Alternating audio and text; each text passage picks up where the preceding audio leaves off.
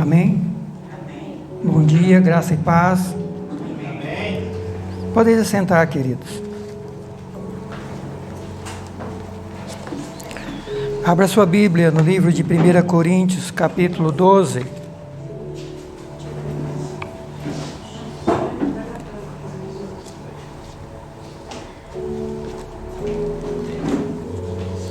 Primeiras Coríntios, capítulo 12.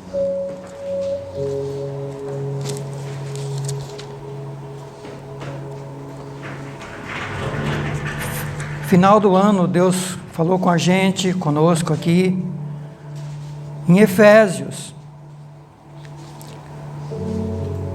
sobre o propósito dele, o projeto dele, conosco, como filhos, como povo seu, como igreja, lá em Éfeso. Carta aos Efésios, capítulo 1. E Deus falou que, e fala ali na palavra que Ele já nos abençoou com toda sorte de bênçãos em Cristo. Então que não precisamos nos preocupar com bênçãos, porque já estamos abençoados desde a eternidade em Jesus Cristo. Já estamos abençoados. Com toda a sorte de bênçãos, não é com algumas bênçãos. Vimos naquela ministração de fim de ano que o apóstolo diz que Deus nos escolheu nele antes da fundação do mundo. Já fomos escolhidos antes da fundação do mundo para sermos filhos de Deus, adotivos, porque os filhos tradicionais é o Israel, mas o Israel rejeitou, e aí Jesus vem aos gentios, e o evangelho vai para os gentios, vai para a igreja. Então, mas isso Deus já tinha escolhido antes da fundação do mundo. A igreja, os filhos adotivos. E o apóstolo, no capítulo 1, ele fala sobre isso. Qual o objetivo disso? Para que fôssemos, ou para que sejamos, filhos santos e irrepreensíveis, filhos para louvor da sua glória. E filhos que compreendam essa vocação, esse chamado, filhos que compreendam as riquezas desse chamado, a herança que cada filho tem, cada filho de Deus tem, ou seja, cada filho compreenda que tem um chamado, tem uma vocação, compreenda as riquezas dessa herança, porque todo filho tem herança, sim ou não? Sim. Todo filho tem herança, a herança do pai, ou dos pais, e como filhos de Deus, os filhos de Deus têm direito à herança de Deus. E comece a pensar e comece a relembrar que Deus é dono de céu, terra e mar. Amém? Amém. O meu e o seu Deus é dono de céu, terra e mar. E Ele criou isso do nada. Então, Ele tanto tem uma herança criada, já existente, em céu, terra, mar, como também Ele pode criar e cria constantemente tudo o que for preciso, porque para Ele não há limitação, Ele pode tudo, Ele é tudo e Ele pode tudo. Aleluia. E essa é a minha herança e a sua herança, é tudo que Deus já construiu, tudo que Deus está construindo e tudo que Deus vai construir ainda para cada um de nós. Isso Paulo falou com a gente, Deus falou com a gente no final do ano sobre isso, e ele conclui dizendo: eu oro por vocês, para que o Deus da glória vos dê espírito de revelação, de conhecimento, para que vocês entendam tudo isso, compreendam tudo isso, e vocês possam ser instrumentos de Deus para executar o plano de Deus na terra. E o plano de Deus na terra é colocar todas as coisas debaixo dos pés de Jesus, para que ele seja, na eternidade, Senhor sobre todos e sobre tudo. Esse é o plano, esse é o projeto. E a Bíblia diz que, Paulo diz que ele orava para que a gente pudesse compreender qual é o poder que ressuscitou Jesus Cristo dos mortos, tirou ele lá do túmulo, seu corpo inerte, ressuscitou dos mortos, colocou-o assentado à destra de Deus nos céus, acima de todo principado, potestade, ou seja, acima de todo reino espiritual do mal, acima de todos os reinos do mundo, de todo nome, de todo poder que se nomeia, não só nesse mundo, diz o apóstolo, mas no mundo vindouro, e que para ser o cabeça de todas as coisas, Deus o deu à igreja. Deus forma um corpo chamado igreja, onde o cabeça é Jesus Cristo. E nós, como membros, somos os membros desse corpo. E ele conclui dizendo que somos construídos para ser morada de Deus em espírito, para ser povo escolhido de Deus, mas além disso, para ser povo que transmite a grandeza, o poder, a majestade e a glória desse Deus na terra. Então, queridos, essa foi a introdução, é uma introdução que eu estou fazendo da ministração, do estudo, do que Deus falou com a gente no começo do ano. E de repente Deus, ao falar sobre dons, lá no capítulo 4 de Efésios, nos leva ao estudo dos dons.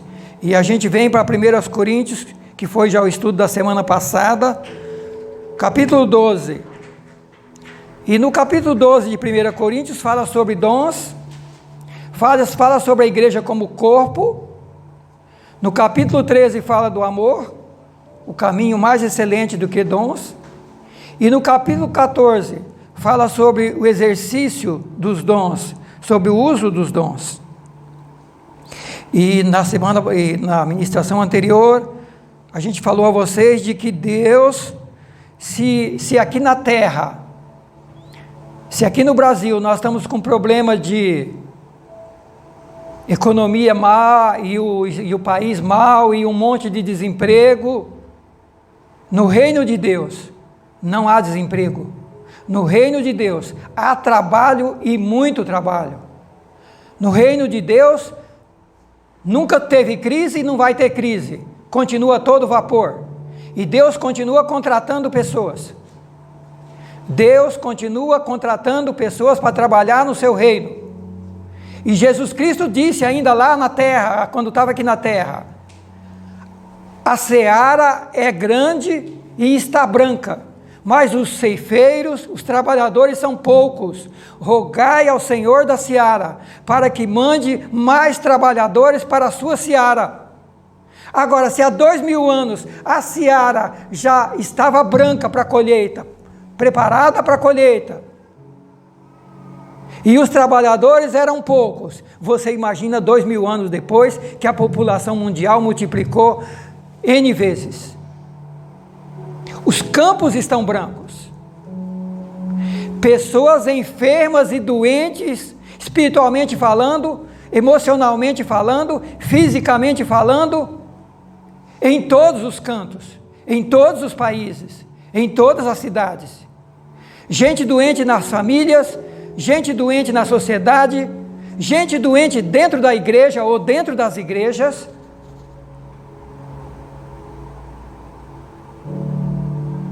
Se você pegar as estatísticas de doenças,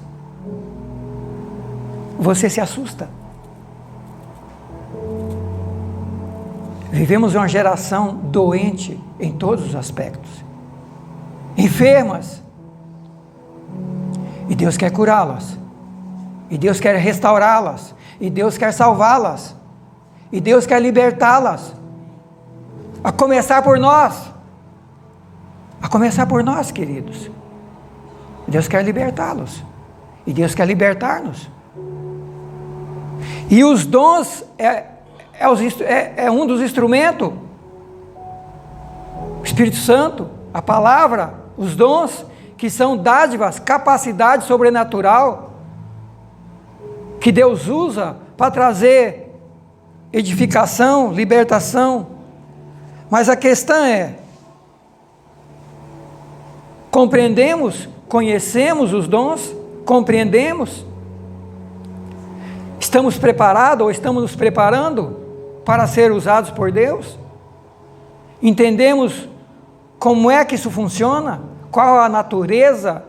Qual a base que Deus exige? O capítulo 12 de 1 Coríntios trata dos dons, e o apóstolo começa falando à igreja de Coríntios, dizendo que eles não fossem ignorantes acerca dos dons espirituais, irmãos. Não quero que vocês sejam ignorantes. O que é ignorante? Aquele que não conhece, não tem informação, é leigo naquele assunto, não entende. Então ele começa dizendo que é para a igreja não ser ignorante. Ele fala sobre os dons, fala sobre os ministérios, diversidade de dons, diversidade de ministérios, diversidade de operações, mas é o mesmo Deus que opera tudo em todos, que a manifestação do Espírito é dada a cada um para o que for útil. 12:8, a um pelo Espírito é dada a palavra de sabedoria, a outro pelo mesmo Espírito palavra da ciência, a outro pelo mesmo Espírito a fé, a outro os dons de curar, a outro operação de maravilhas, a outro profecia, a outro dom de discernir os espíritos, a outro variedade de línguas e a outro interpretação de línguas. Ainda no capítulo 12, versículo 27 e 28, ele fala: vós sois o corpo de Cristo e seus membros em particular. A uns pôs Deus na igreja, primeiramente apóstolos, segundo lugar profeta, terceiro lugar doutores, depois milagres, depois dons de curar, socorros, governos, variedades de línguas. E daí ele pergunta: são todos apóstolos, são todos profetas, são todos doutores, são todos operadores de milagres? Tem todos o dom de curar? Falam todos diversas línguas? Interpretam todos? E aí ele fala: procurai com zelo os melhores dons, e eu vos mostrarei um caminho ainda mais excelente, que é o capítulo 13, o amor. Mas com relação aos dons, a igreja de Corinto era ignorante. Ele diz que eles eram ignorantes. E ele termina o capítulo 12 dizendo: aprendam sobre isso, porque eu quero mostrar para vocês um caminho ainda mais importante e mais excelente do que dons e ministérios. Amor. Mas amor é uma palavra. Amor é algo que está banalizado. O mundo inteiro escreve letras sobre amor. O amor do mundo é o amor que a pessoa se aproxima do outro para levar vantagem, para receber, para extrair, para tirar. Sim ou não? Seja no casamento, seja na família, seja nos amigos, seja as amizades profissionais. O ser humano é assim. O amor carnal, o amor natural, é o amor que se aproxima para receber. Se não estiver recebendo, abandona.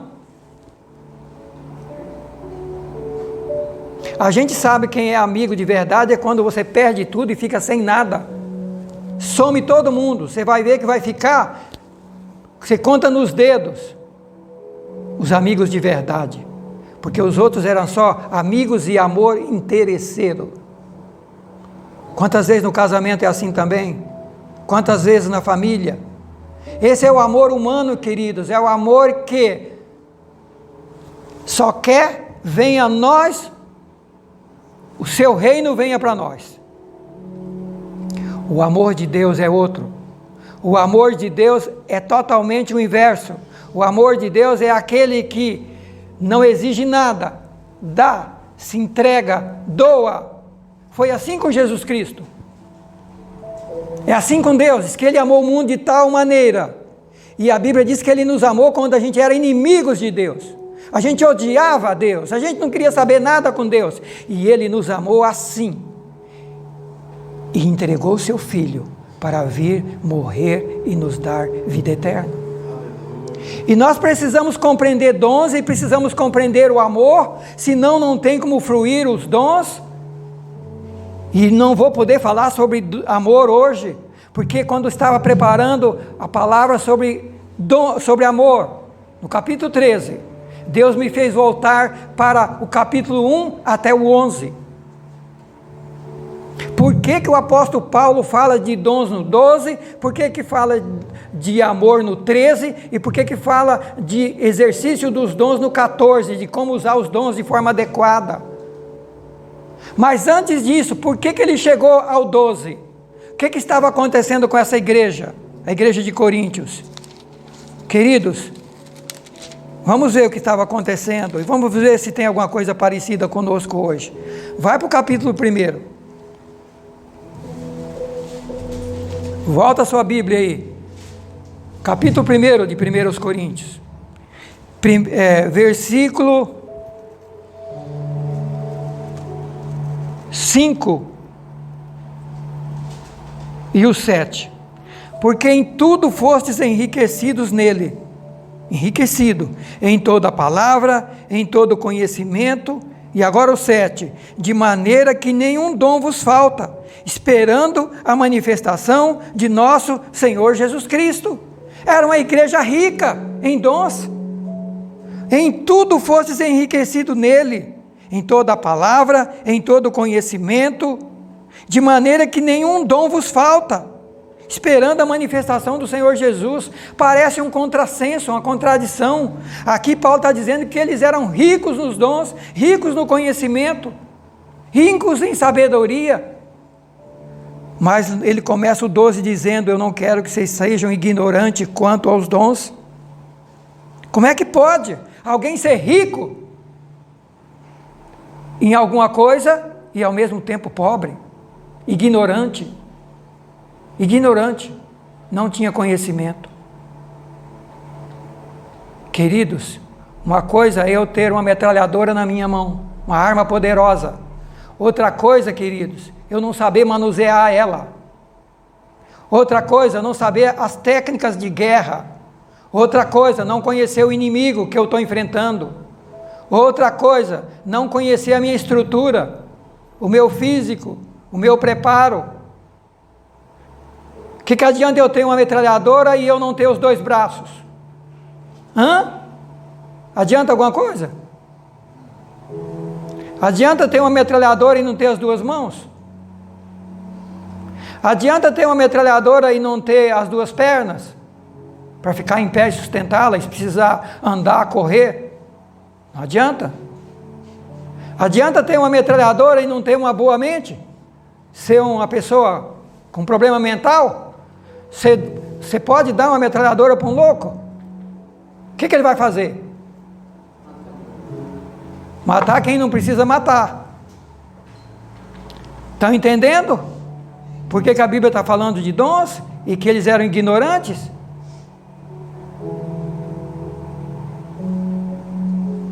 Queridos, nós vimos na semana passada, no estudo anterior, quais são os objetivos dos dons. O apóstolo diz que o objetivo dos dons é o quê? Vocês lembram? Lembram do objetivo dos dons?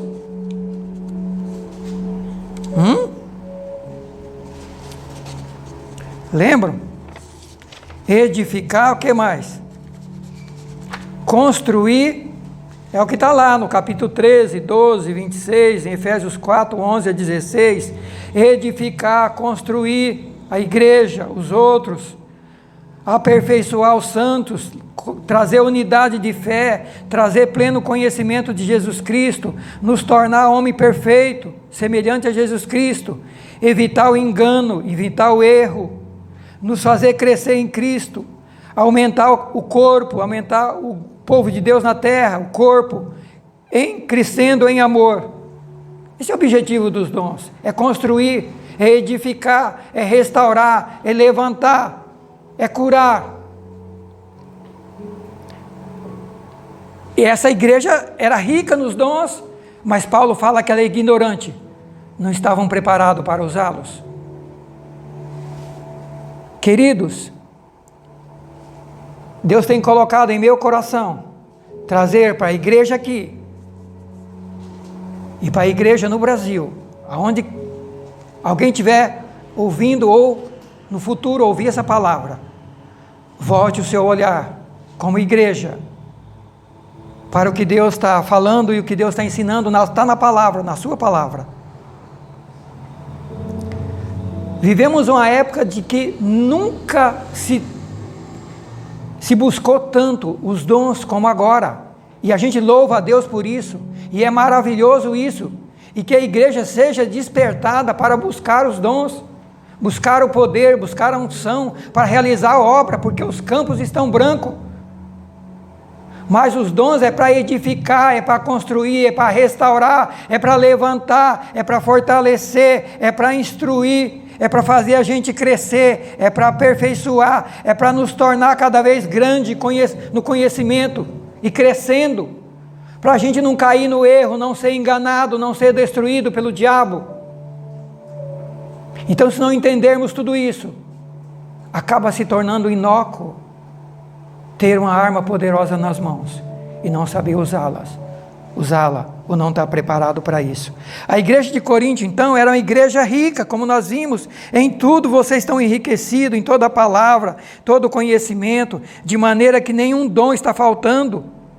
Mas chega no capítulo 12, não quero que sejais ignorantes a respeito desses dons, precisam aprender a usar. Mas, querido, antes de aprender sobre os dons hoje, nós não vamos falar mais profundamente sobre dons, nem sobre o amor, nem sobre como usar os dons, mas vamos ver o que Paulo encontrou nessa igreja cheia de dons, cheia de sabedoria, uma igreja que parecia uma bênção. Vamos ver o que o Paulo encontra aí.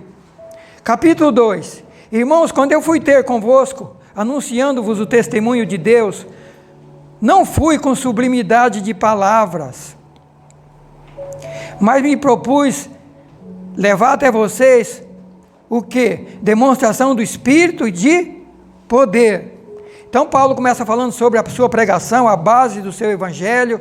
E, aliás, no capítulo 1:16 ele fala que o evangelho é o poder de Deus para transformar, para salvar. Ele fala que o evangelho é poderoso para transformar. Então no capítulo 2 ele fala sobre o ministério dele, do evangelho, o poder de Deus, não é apenas sabedoria, mas é evangelho, poder, revelação, poder que transforma, poder que muda. E no capítulo 3 ele começa a falar dos problemas da igreja. Capítulo 3, irmãos, eu não pude vos falar como a espirituais, mas como a carnais, como a meninos em Jesus Cristo. Com leite vos criei e não com manjar, porque ainda não podeis, e nem agora ainda podeis, porque ainda sois carnais. Veja bem, uma igreja cheia de dons, cheia de conhecimento, cheia de sabedoria, e Paulo diz que não podia falar para eles como espirituais, mas como a pessoas carnais. Não podia falar como pessoas adultas, mas como meninos ainda, meninos em Cristo que não tinham crescido. E tinha que dar leite para eles e não um alimento sólido, porque eles não podiam suportar e não estavam preparados para se alimentar de alimento forte. Falta de crescimento. Mas cheio dos dons, queridos, cheio do conhecimento. E aí Paulo explica qual era a carnalidade. Vocês são carnais, pois há entre vós inveja, contenda, dissensão. Porventura não sois carnais e vocês não estão andando segundo os homens? Porque um diz, eu sou de Paulo, o outro, eu sou de Apolo. E outro diz, eu sou de Cefas. E o outro, eu sou de Cristo. A igreja de Corinto tinha 4 divisões, 4 grupos. Uns era de Paulo, do grupo do abençoado irmão Paulo. O outro era do grupo do abençoado apóstolo Cefas, Pedro. Os outros já eram do grupo do Cefas, do apóstolo Cefas. E tinha um outro grupo que era de Jesus Cristo.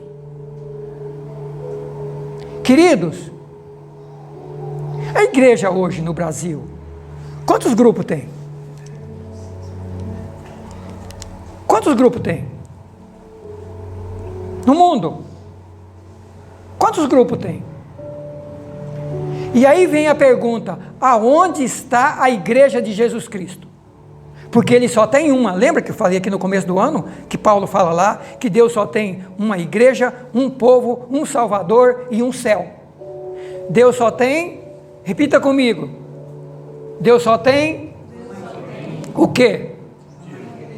Uma igreja, que mais? Um povo, um Salvador e um céu. Agora, se existe dezenas de grupos, vão para onde? Para onde estão caminhando e para onde estão querendo ir? Se só tem um Deus, uma só fé, um só Senhor, um só Espírito, um só Evangelho, uma só Bíblia, um só Salvador, um só céu. Era a igreja de Coríntios, 4 grupos, nada menos, pelo menos 4. Uns eram de Paulo, outros eram de Pedro, outros eram de Cefas e outros de Jesus Cristo.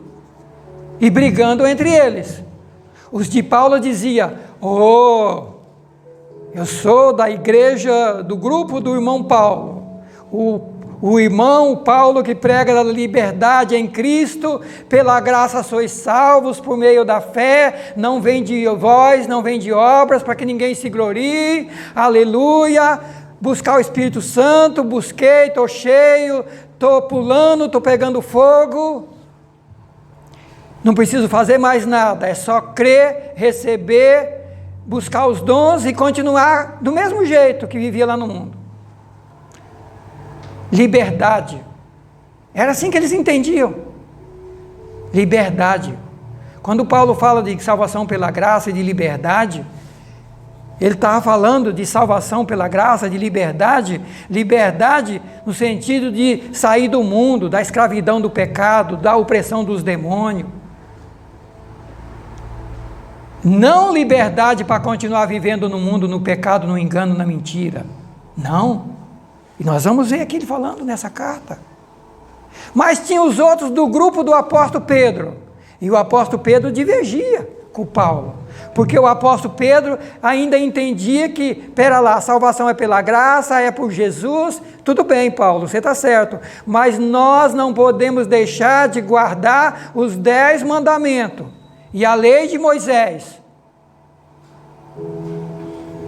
não coma carne de porco, não coma animal com as unhas fendidas,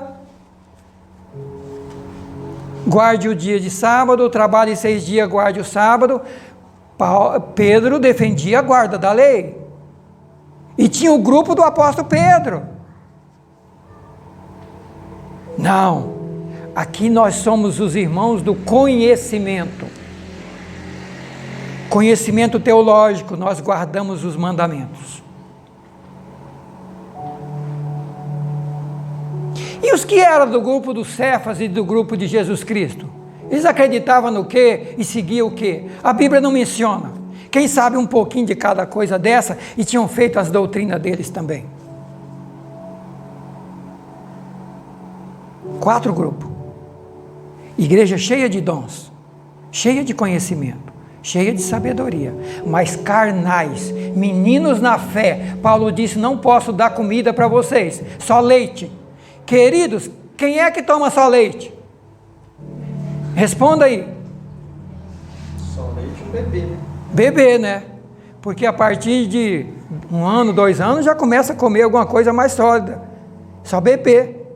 Paulo disse que não podia dar comida para eles, alimento mais sólido, porque eles não suportavam, não estavam preparados.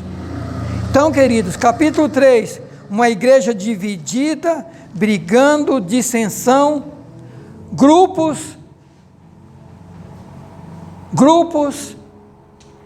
um eu sou de fulano, outro eu sou de Beltrano, e você olha hoje para o Brasil, você é cristão, Eu sou da igreja evangélica fulana de tal. A sua igreja não é igual à nossa, não. A nossa tem doutrina. Nossa tem doutrina. Aí o outro, não, a nossa tem poder. A nossa não, a nossa, os pastores são tudo formados, teologia, mestrado, doutorado. A nossa é assim. Não é igual a de vocês, não. E por aí vai. Queridos, e a igreja de Jesus Cristo está onde? E a igreja de Jesus Cristo é composta pelo quê e por quem? Quais os princípios e a base da igreja de Cristo? Capítulo 4, ele defende o ministério, o apostolado dele, e ele dá uma chacoalhada nos irmãos, porque a igreja de Corinto achava que não precisava de nenhum apóstolo, não precisava do apóstolo Paulo, eles eram independentes, eles sabiam tudo, eles podiam tudo, e é isso que ele fala no capítulo 4, ele fala no capítulo 4, vocês acham que vocês vão caminhar sem nós? Ele fala assim, ó, o que te diferencia dos outros? O que você tem que não tenha recebido? E por que recebeste? Por que te glorias como se não tivesse recebido? Vocês já estão fartos? Já estão ricos? Vocês já podem reinar sem nós?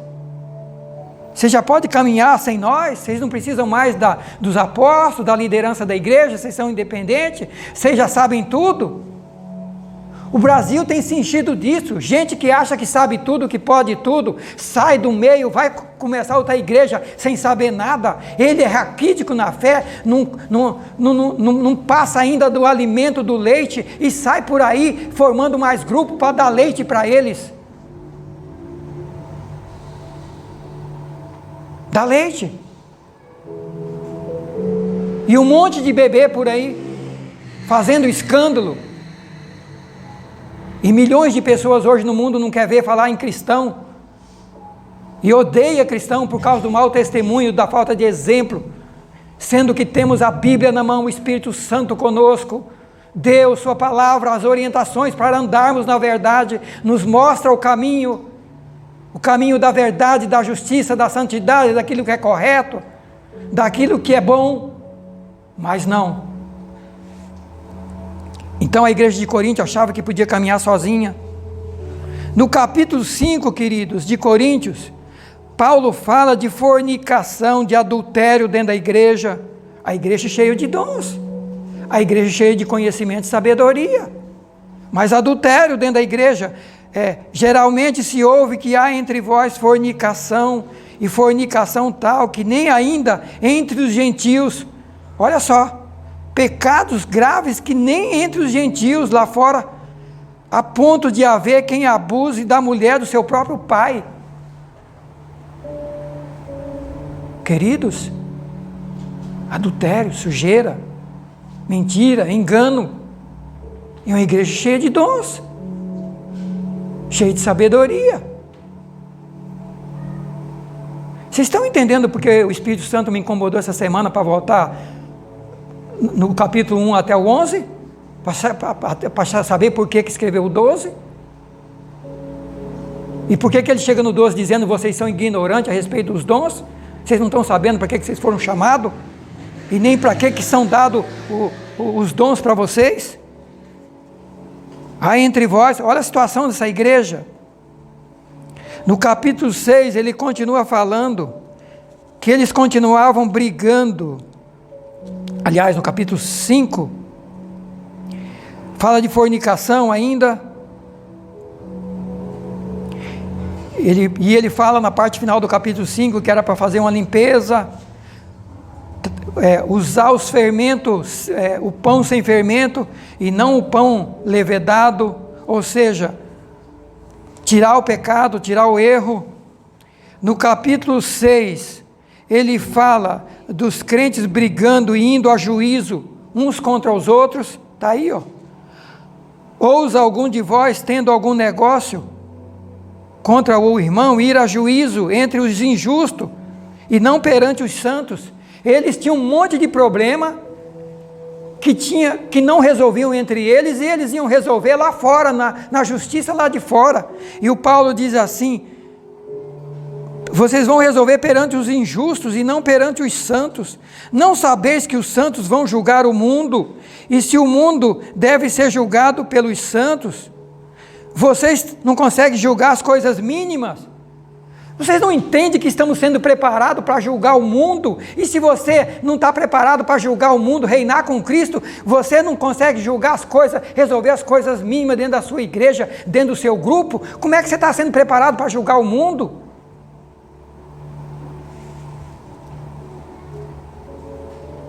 Não sabeis que havemos de julgar os anjos? Quanto mais as coisas pertencentes a essa vida. Para envergonhar isso, vos digo, não há entre vós sábio, nem mesmo alguém que possa julgar entre os seus irmãos, que o irmão vai a juízo contra o outro irmão perante infiéis? Queridos, igreja brigando, indo a juízo, porque quem sabe essa igreja não tinha sido ensinada qual é o caráter e as obrigações e os princípios que cada cristão deve viver, que deve pagar as contas. Possivelmente estava sendo executado porque alguém não pagou, comprou alguma coisa de alguém, não pagou. Quem sabe algum pai que não estava dando alimento para a família, alguma ação de paternidade, né, doutor Gesiel e doutora Tatiana, né, nós advogados, né? Alguma ação de alimento, alguma cobrança de alguma dívida que algum irmão não pagou, alguma loja que está envergonhando o evangelho, algum negócio que o irmão fez com o outro, comprou a casa do outro, não pagou, pagou uma parte, não pagou o resto, comprou um bem, enfim, problemas de relacionamento que estavam resolvendo em juízo. Essa é a igreja cheia de dons, querido. Essa é a igreja cheia de sabedoria. É a igreja que quando ele se reunia, pegava fogo. Mas olha a vida deles. Capítulo 6, versículo 10. Sabe o que ele fala, concluindo isso no 6:10? Não erreis os devassos, os idólatras, os adúlteros, os efeminados, os sodomitas, os ladrões, os avarentos, os bêbados, os maldizentes, os roubadores, não herdarão o reino de Deus. E é o que alguns de vocês foram, mas vocês foram lavados, foram justificados, foram purificados no nome do Senhor Jesus Cristo e pelo seu Espírito Santo. Amém? Ele relaciona uma lista de pecados aqui e diz, saia disso, se liberte disso, se purifique disso, no sangue de Jesus, no poder do Espírito Santo, através da palavra de Deus. Se limpe, porque quem praticar isso não vai herdar o reino de Deus. Por isso Jesus falou a mesma coisa. Muitos de vós vão dizer naquele dia, Senhor, expulsei demônio, profetizei, curei, fiz isso, fiz aquilo, fiz tantas maravilhas. E ele vai dizer, eu nunca conheci você. Apartai-vos de mim, vós que praticais a iniquidade. Então, antes de chegar aos dons e a ser usado por Deus e ao ministério e a construir o reino, e nós fomos chamados para isso, mas antes disso, nós fomos chamados para ser filhos de Deus, parecido com Ele, vida que se assemelha a Ele, caráter de Deus, vida de Deus, coração de Deus, amor de Deus. Para por aí, irmão Pedro, não para. Capítulo 7, ele fala sobre casamento, ele fala sobre sexo, relacionamento entre marido e mulher. Ora, quantas coisas, é bom que o homem não tocasse em mulher, mas por causa da prostituição, cada um tem a sua própria mulher e cada um o seu próprio marido. E o marido pague à mulher a devida benevolência, da mesma sorte a mulher ao marido. A mulher não tem poder sobre o seu próprio corpo, mas tem-no o marido. E da mesma maneira, o marido não tem poder sobre o seu próprio corpo, mas tem-no a mulher. Não vos defraudeis uns aos outros, senão por consentimento mútuo, por algum tempo, para vos dedicardes à oração, e depois ajuntai-vos de novo, para que Satanás não vos tente por causa da vossa incontinência. Está falando de casamento e de relacionamento. Quanta liderança tem caído por causa de problema do casamento? Quantos líderes, quantos pastores, quantos obreiros, quantos cristãos na igreja? Mas a Bíblia está tão clara aqui, queridos. Cada um tem a sua, para evitar a prostituição, para evitar o adultério, cada um tem a sua própria mulher e cada uma tem o seu próprio marido. Tome cuidado com esse relacionamento, não defraudeis uns aos outros, não se separe, cuidado com o relacionamento.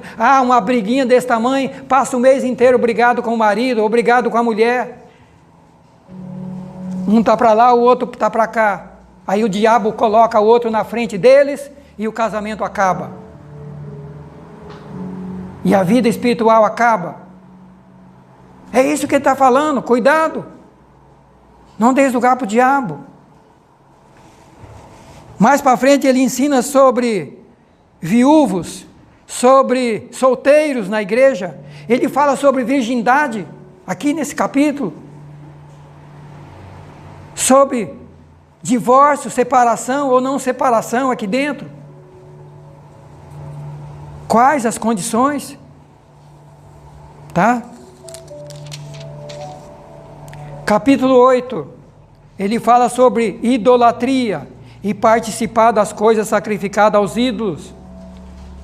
Capítulo 8, idolatria e coisas sacrificadas a ídolos, festa a ídolos, festa dedicada aos demônios, a idolatria. Mas tem muitas outras festas também idólatras. Tem gente que o futebol se torna um ídolo. Tem gente que comida se torna um ídolo. Tem gente que vive para trabalhar e depois para comer no fim de semana. E beber. E nós acabamos de ler que nenhum bêbado tem herança no reino de Deus. Então, capítulo 8, ele fala sobre idolatria, coisa sacrificada aos ídolos, que o povo de Deus deve se abster. Capítulo 9, ele fala sobre a liberdade e o direito dos apóstolos, porque a igreja de Corinto achava que pastor e a liderança tinham que trabalhar de graça para eles, gratuito. Eles não tinham que contribuir com nada. E ele fala no capítulo 9 sobre isso. Ele fala sobre isso. Quem jamais milita a sua própria custa? Quem planta uma vinha e não tem direito de comer do seu fruto? Quem é que apacenta o gado e não pode beber do leite? Ele fala aí sobre isso. Se nós semeamos para vocês as coisas espirituais, será muito recolher de vocês as coisas carnais? E aí ele vai falando sobre o direito que os apóstolos têm de ser sustentado pela igreja. Não é o outro lado, não é o oposto. Tem gente que quer viver da igreja. Tem gente que quer fazer do evangelho comércio, meio de vida, lugar de ganhar dinheiro. Não é. É servir. Queridos, vida cristã tem 3 pilares: seguir, servir e adorar. Repita comigo. Vida cristã tem 3 pilares: seguir, servir e adorar. Seguir é se converter e seguir a Jesus Cristo. Ser como Ele é. Fazer o que Ele fez. Fazer o que está na sua palavra. Seguir. Passar a vida inteira seguindo a Jesus Cristo. Olhando para a palavra. E deixando o Espírito Santo e a palavra mudando as nossas vidas a cada dia. Servir, colocar a vida a serviço do reino. Entender isso e colocar a vida a serviço do reino. Buscar os dons, buscar a capacidade, o poder sobrenatural do Senhor. E adorar. É porque é a razão da nossa vida aqui. Ele é digno de toda honra, de toda glória e de toda adoração. Ele é Senhor, Ele é o dono. Ele é o dono da nossa vida, dono de tudo.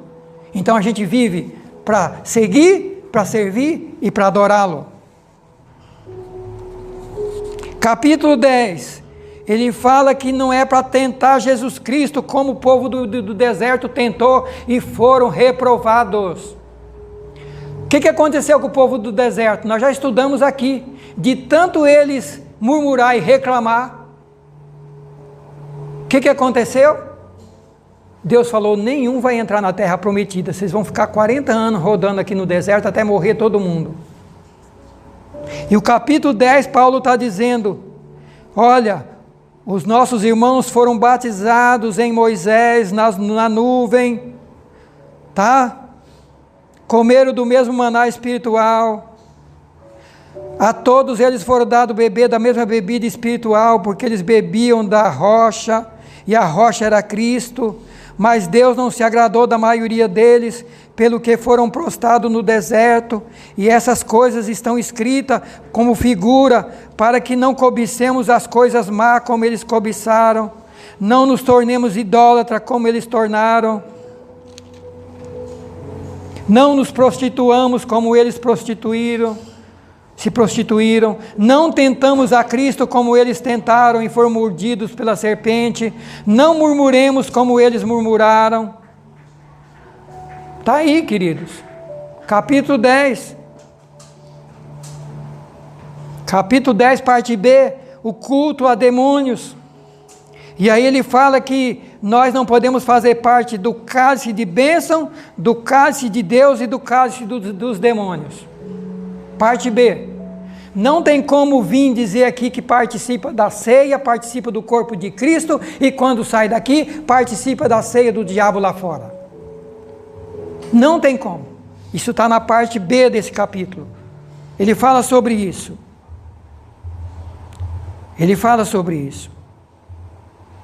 Não podeis beber o cálice do Senhor e o cálice dos demônios. Não podeis participar da mesa do Senhor e nem da mesa dos demônios. Agora capítulo 11. Capítulo 11. Tem muita gente que pensa que o capítulo 11 ele está falando como as mulheres devem se apresentar na igreja. Até tem algumas traduções de Bíblia que bota como tópico isso. Como as mulheres devem apresentar-se na igreja.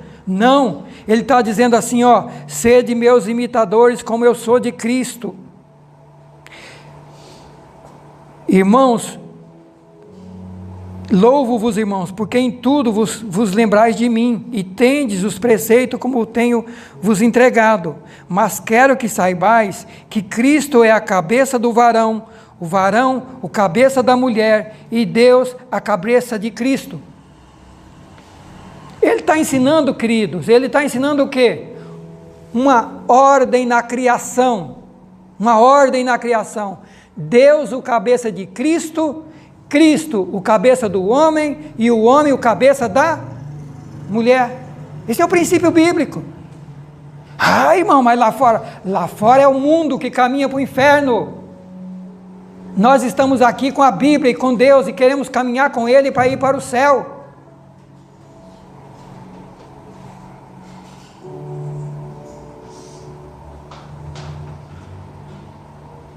Quero que saibais que Deus é o cabeça de Cristo, Cristo o cabeça do homem, e o homem o cabeça da mulher. Queridos, é uma hierarquia espiritual, ninguém aqui está independente. Sabe o único aqui que é independente e é Senhor de todos?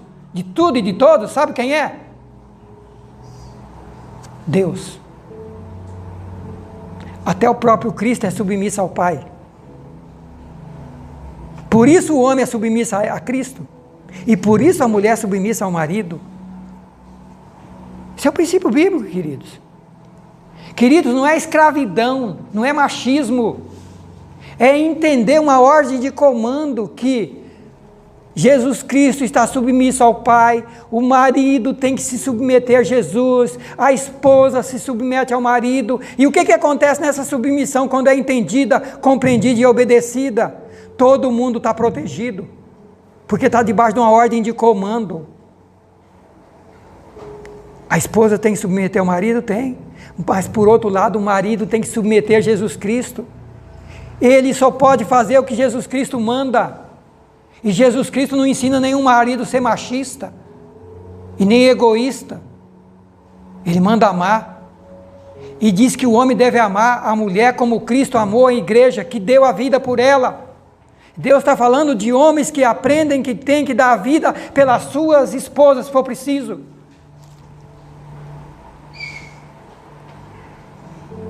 É isso que ele está ensinando no capítulo 11.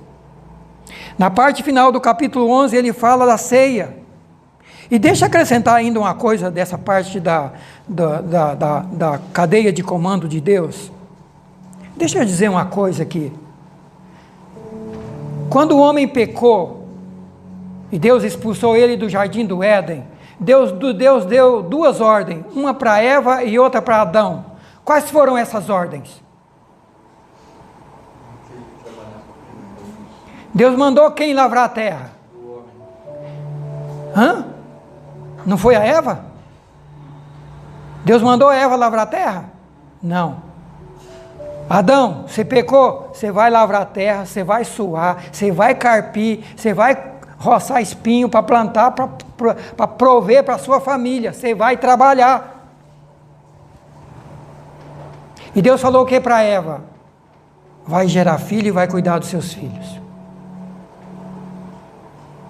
Como é que está o mundo de hoje? Como é que está o mundo de hoje? Por que os problemas que nós temos nas famílias? Por que nós temos os problemas que temos? Por que o problema de violência no Brasil e no mundo? Filhos criados sem pais e sem mães. Vai todo mundo trabalhar, pai e mãe, e as crianças ficam em casa, ou por conta de um terceiro, ou então ficam sozinhas, boa parte do tempo. E as mães chegam cansadas do trabalho árduo durante o dia, e ainda que chega em casa tem que enfrentar o trabalho da casa. Tem tempo para cuidar de filho? Tem tempo para educá-los na doutrina do Senhor? Por quê? Princípio quebrado. Quem tem que lavrar a terra é o homem, e não é a mulher, queridos. Muitas vezes elas têm que fazer isso por negligência, rebeldia, desobediência, preguiça, comodismo dos homens. Não estamos aqui para trazer meia verdade para vocês, estamos aqui para pregar a palavra, para voltar para a Bíblia e ver onde é que as coisas estão erradas. Em nome de Jesus. Eu sei que isso aqui é tradicionalismo, como muitos aí fora estão dizendo. Isso é Bíblia, isso é o caminho certo. É esse caminho que traz felicidade, é esse caminho que traz prosperidade. Por isso que está como está aí fora. Princípios quebrados. Então a igreja de Coríntios, o que acontecia? Mulheres faziam o serviço que é dos homens, e os homens às vezes faziam das mulheres, ou então ficavam de braço cruzado, já que as mulheres estão fazendo, não vão fazer nada, deixa elas fazerem. Isso vale para a igreja, isso vale para o lar, isso vale para o país. Quem tem que lavrar a terra é homem, irmãos, e não mulher. Quem tem que lavrar a terra é homem e não mulher. Nós fomos criados numa família de 8 pessoas, 8 filhos. Meu pai saía cedo para a roça com os mais velhos.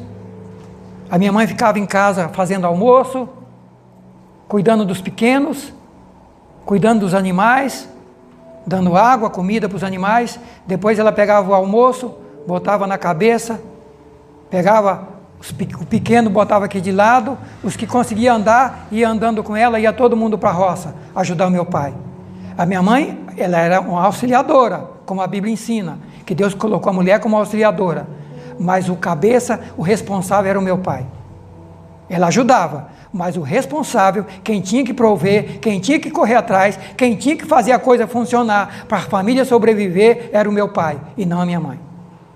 E assim era, antigamente.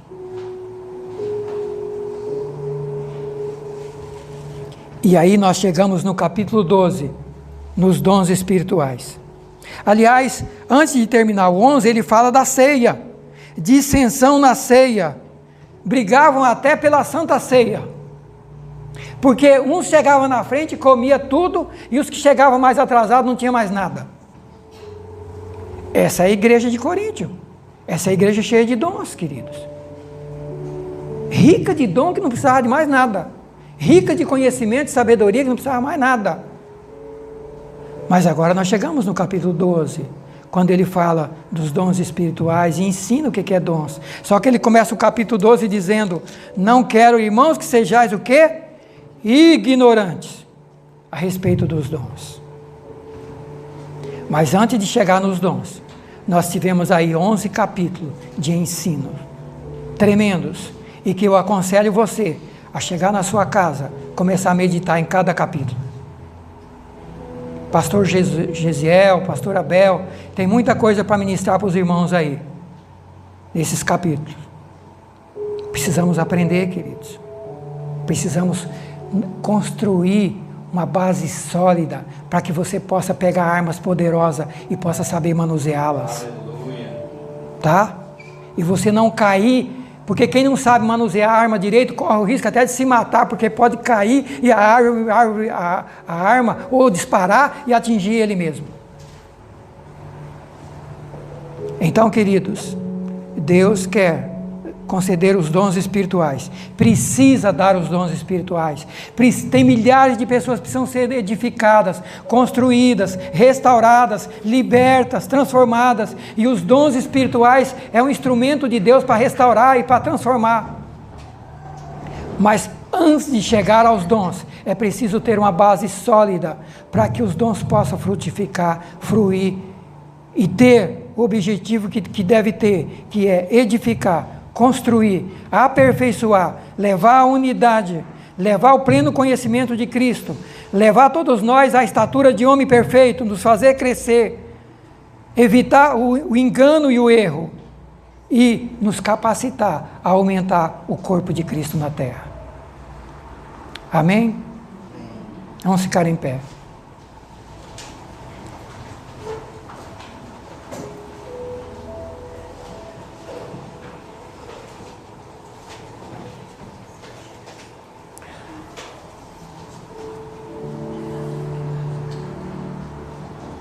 O que o Senhor falou ao seu coração nesta manhã?